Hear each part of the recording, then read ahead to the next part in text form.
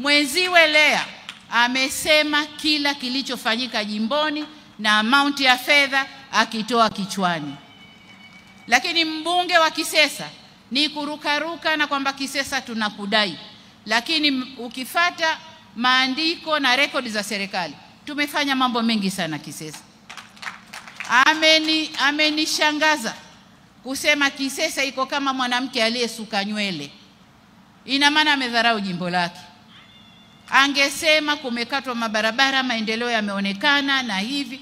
Lakini ndugu zangu, nadhani mngekuwa serious kutuletea wabunge wa kukutoleni huduma kwenye majimbo yenu. Nadhani mngekuwa serious kwenye hilo. Kwa hiyo huyu ni mbunge wa taifa na sio mbunge wa jimbo, kwa sababu hakuongea chochote cha jimbo lake.